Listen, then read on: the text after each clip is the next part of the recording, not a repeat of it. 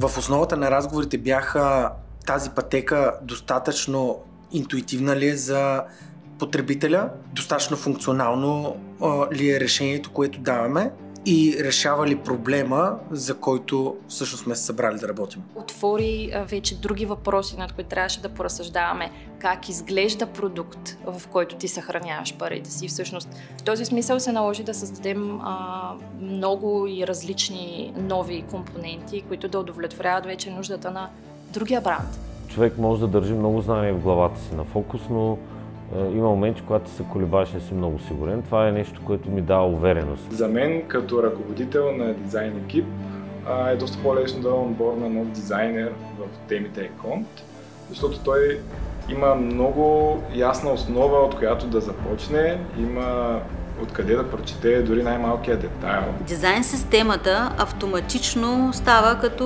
копи-пейст. Ти вече имаш нещо готово, което само го вземаш и го прилагаш много бързо и лесно за следващия подбранд, който имаш.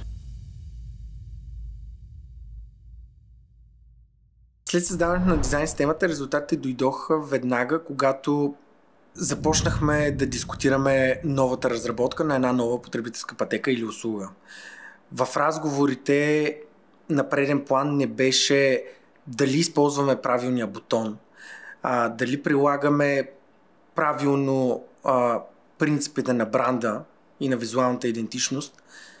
В основата на разговорите бяха тази пътека достатъчно интуитивна ли е за потребителя, достатъчно функционално ли е решението, което даваме и решава ли проблема, за който всъщност сме се събрали да работим. Вече година по-късно смятам, че постигнахме целите на дизайн системата. По-висока продуктивност и по-голям фокус върху функционалността на продуктите за Еконт. Смятам, че резултатът е постигнат не защото това е мое мнение, а защото приложението излезе в началото на тази година и не слезе от топ 10 в App Store-овете за мобилните приложения. И оценката от потребителите дойде мигновенно. Те видяха едно модерно приложение, което е с фокус да решава техните ежедневни казуси. Но в момента, в който имаме приложение Еконт и сме го видяли преди дизайн системата и след дизайн системата, усещането е различно. Използвам компас ежедневно в работата си и смея да твърдя, че е изключително полезен инструмент за човек, който се занимава с визуална идентичност и комуникации. В моята роля доста често се налага да комуникирам с агенции, дизайнери и да им давам насоки как да изглежда и как да говори бранда. За мен, като ръководител на дизайн екип, е доста по-лесно да онбордна нов дизайнер в темите Еконт, защото той има много ясна основа, от която да започне, има откъде да прочете дори най-малкия детайл. Каква е тая компания? Какви са нещата, които тя прави? Какъв е бранда? Тоест, те много бързо могат да навлязат в ценностите на компанията, дори чисто технически да се ориентират. Действахме да въведем експерт, който се занимава с визия в екипа ни изцяло на база дизайн системата и обратната връзка беше, че начинът, по който е описана и структурирана информацията, наистина прави онбординг процеса изключително лесен и полезен.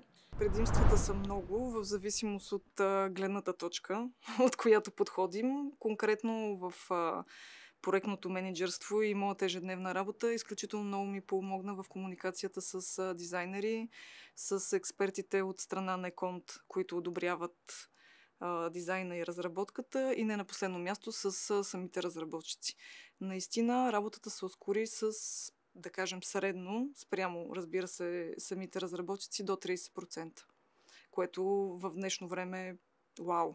На мен начинът, по който ми помага е до някъде да човек може да държи много знания в главата си на фокус, но има моменти, когато се колебаеш, не си много сигурен. Това е нещо, което ми дава увереност. След като създадохме и внедрихме Компас. Се хвърли много по-голям прожектор върху дизайна генерално. Защото има едно такова разбиране, че всъщност дизайнът не е чак толкова важен, нали? Важно е там да кажем каквото имаме да кажем. Пък дизайна ще го мислим, нали? Него може да го направи всеки, той няма кой знае каква функция, пък може би най-големия хайлайт, който си изведох от целия процес е, че добрия дизайн е функционалният дизайн. И много се радвам, че посредством Компас започваме много повече да говорим за важността на визуалната комуникация и факта, че тя е тази, която изгражда най-близката връзка с потребителя. Със сигурност използването на дизайн система ускорява развитието на младшия програмист и съответно въвлечението на, да речем, по-силния програмист, който да му помага съответно, тъй като става по-лесен процесът, в който той да напредва. Дизайн системата също ти минимизира и човешката грешка. То в някаква степен дори може да се каже, че е като artificial intelligence дори. Да. Защото заменя труда и грешките, които хората допускат. Това е в природата на човека, това не е нито лошо, нито добро, просто не допускаме грешки. Когато сме поизморени, пропускаме един, че бутона е малко по-вляво. С дизайн системата това нещо не съществува. Бутона си е точно там, какъвто е нужно да бъде, по начина, по който бранда го иска да бъде. За последната една година, откак създавахме Компас, отворихме още една нова страница, в която включихме компонентна библиотека за eCoins. Един продукт, който трябва да бъде обещаващ и да допълни eCont в стратегията да бъде търговска, логистична и платежна система и платформа. Това е нещо ново и решихме, че трябва да отделим съвсем нова и отделна дизайн, част в дизайн системата, тъй като там философията за създаването на този продукт е малко по-различна. Там е малко по-различна и модерна визия. Тази платежна система е вкарвала все повече специфика в това как потребителя работи с тези приложения и как той изгражда доверието си към тях. Предимството, което видяхме, когато стартирахме новата разработка на дигиталното решение eCoins, вече в условията с използване на дизайн системата Compass by eCont, която започнахме да надграждаме за eCoins. Първите ми впечатления бяха, че се случваше много бързо. Тоест в кратки срокове ние виждахме резултат и имахме възможност да променяме и да дискутираме, да виждаме това дали ни удовлетворява бързо да променяме. Даваше ни гъвкавост от няколко решения, кое е нашето решение. Много лесно се преизползваха компоненти, които вече бяха одобрени. Това допълнително даде бързина, въпреки че ние трябваше да направим много клиентски пътеки с много функционалности, с много логики, зависимости и всичко това обхванато в общ процес ни даде много свобода. eCoins като бранд заложи на интерактивност, заложи на близост, на нещо познато, но изстъпва силно на един бранд, който е устойчив и вече 30-31 години на пазара и доставя пратките на своите клиенти. Дизайн системата Compass by eCoins, тя е стартирала с фокус върху логистиката, но неразделна част от логистиката са и платежните елементи и надграждайки Compass by eCoins с елементи за eCoins и компоненти за eCoins, ние така се доближаваме и се стремим да получим един по-завършен и финален продукт. Принципите в Compass by eCoins са много сходни с тези в Compass by eCont. Но това не е така, защото сме решили, че този бранд искаме да изглежда по абсолютно същия начин. По проста причина, че сме установили, че това са добрите практики. От друга гледна точка обаче, аудиторията, която ще използва eCoins като дигитален портфейл, има съвсем различно поведение. Най-малкото, защото тук си говорим за отношението на човека с парите, с финансите. Това отвори вече други въпроси, над които трябваше да поразсъждаваме. Как изглежда продукт, в който ти съхраняваш парите си. Всъщност този продукт носи отговорност за парите ти. В този смисъл се наложи да създадем много и различни нови компоненти, които да удовлетворяват вече нуждата на другия бранд. Така че да сме сигурни, че сме си изпълнили задачата по същия начин и също толкова отговорно, както и към приложение Конт, където пък човек трябва да получава информацията за пратките си. Когато създадеш основата на една дизайн система за един бранд и след това имаш нужда да и създаваш други подбрандове, дизайн системата автоматично става като копи-пейст. Ти вече имаш нещо готово, което само го вземаш и го прилагаш много бързо и лесно за следващия подбранд, който имаш. Защото ти там си подредил, систематизирал си нещата и просто следваш тази посока. При това вече ти си запознат с дизайн системата, преминал си, имаш опита, това ти дава и лекотата за подбрандовете много бързо и лесно да създадеш и под дизайн система, така да кажем. Добре. Или като още едно разклонение към дизайн системата. Развиването и надграждането на една дизайн система става с развитието и надграждането на даден бранд. Когато ти създал основата, после много бързо и лесно допълваш новите неща. Т.е. създаваш един изцяло нов продукт, който е като самостоятелен бранд.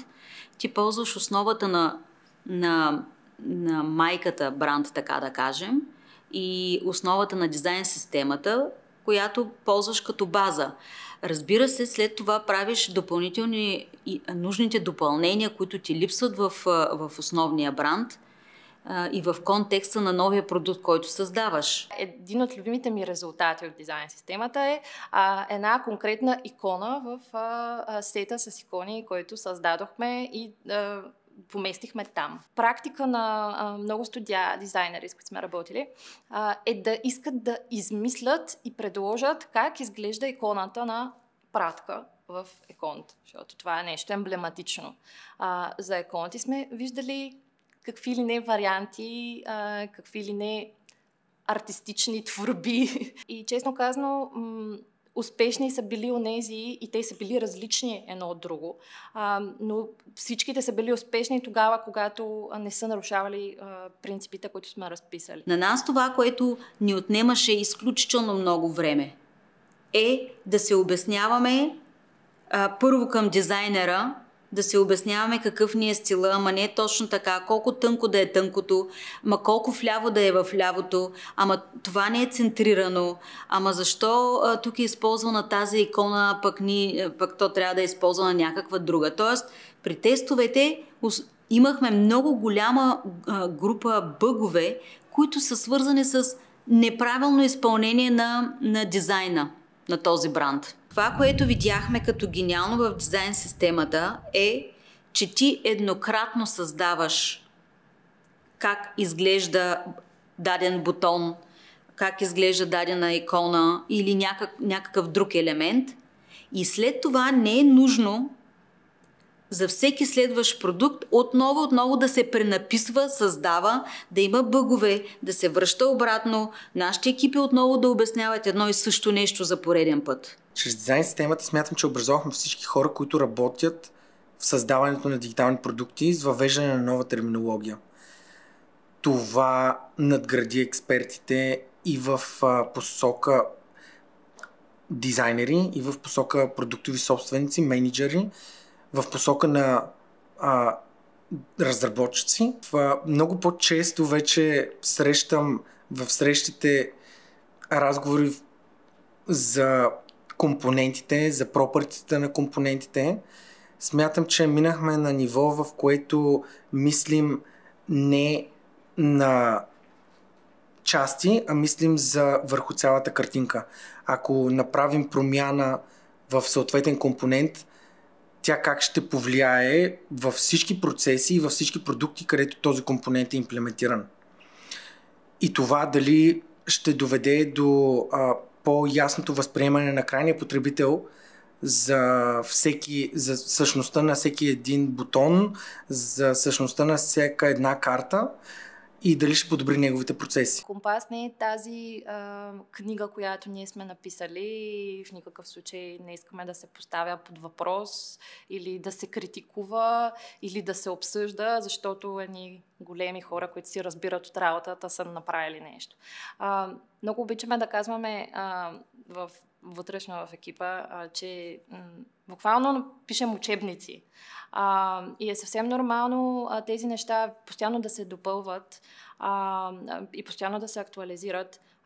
В екипа ни има един такъв момент, когато видим, че нещо е сработило или е минало някакъв успешен тест и си казваме да го допълним в компас, да го добавим в компас. В България е така. Когато хората са щастливи, много рядко споделят от времето си, за да благодарят. И всъщност ние имаме страшно много положителна обратна връзка, което означава, че клиентът е повече от хепи, повече от щастлив. И това е всъщност нашата увереност, че сме направили наистина нещо, което носи много полза.